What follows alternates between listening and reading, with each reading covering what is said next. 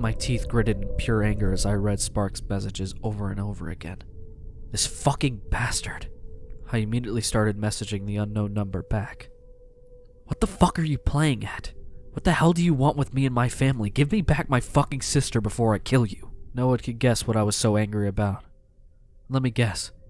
It was from fucking Nick. I started to look around quickly, looking for anything out of the ordinary. Any sign that Nick could be around. How the hell did he know what just happened? Did he bug my house with microphones, cameras? Where was he hiding? It was evident to me now that he left my memories of Zoe behind on purpose.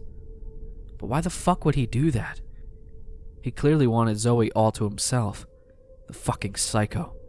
Was this all a psychological game to him? Did he want to sit back and laugh as he watched me go insane as everyone turned against me? I don't have time to be worrying over this bullshit. I have to look for as much evidence as I possibly can so that I can find Zoe. But how the hell am I supposed to find any evidence of anything? My phone vibrated again, but it wasn't a text message this time. It was just a singular image attachment. I immediately opened it, my heart shattered to a million pieces as I recognized what the photo was. It was Zoe's room. Except it wasn't. It had the same exact layout as Zoe's room at her house before, but it wasn't her room at all. Zoe wasn't in the picture. I scanned the picture intently, looking for anything that may be a hint to where they were. That's when I noticed the view that was outside the window. By what I could tell, it was all open field outside, almost like a farmland. Since I live in a smallish city, once you get out of town, it doesn't take very long to find open field with farmhouses or mansions. My immediate guess was that this was one of those properties, but I had to find out which one it was. How do you like it? Your parents delivered her things here themselves. Nick Sparks. I was so fucking angry at this point. Then an inexplicable calm came over me. I was desperately piecing this together in my head.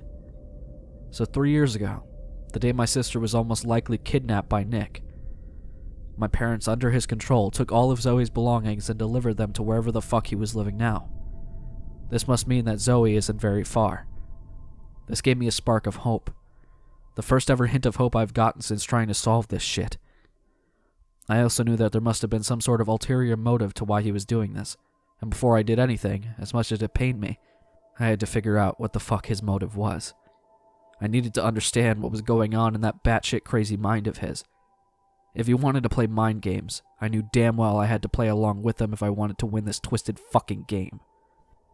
I also knew I had to save Zoe without help from the authorities.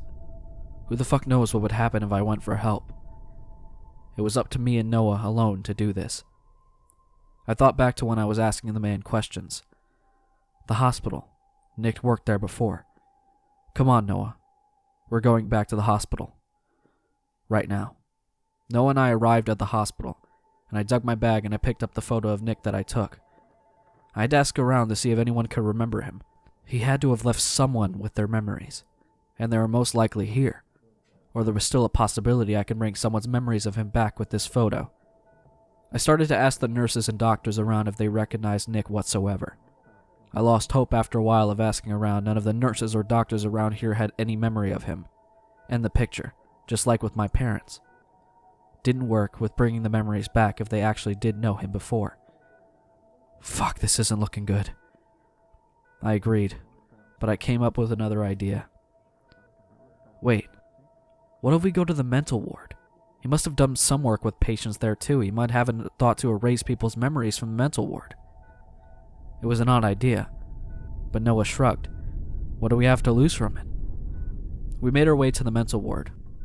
I knew we wouldn't have a lot of time before one of the nurses noticed what we were doing in here. I doubt they would approve of 2 random teenagers asking their patients about a random guy in a photo. No, I doubt we'll have a lot of time. Let's try to get some of this done quick. He nodded, and we entered the mental ward. I immediately started asking around, trying to be discreet as possible.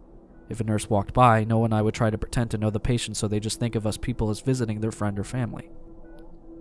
It didn't take me very long to become discouraged again, as none of the patients recognized him either. But I knew I had to find someone who had been here for quite a while, or at least made occasional visits to the hospital over the past few years. Just as I suspected, the nurses were onto us and kicked us out of the mental ward. Shit, Shit. What the fuck am I supposed to do now? Noah, I could tell, was at a loss for words of support by now. He was just as stumped as I was. But all of a sudden, we heard the mental ward doors slowly open behind us. I immediately turned around and a woman's face was poking out. She obviously had something to say. I could tell by the look on her face. She looked cautiously behind her as she exited the mental ward. "What do you want with that man?" she asked nervously, pointing at the picture in my hand.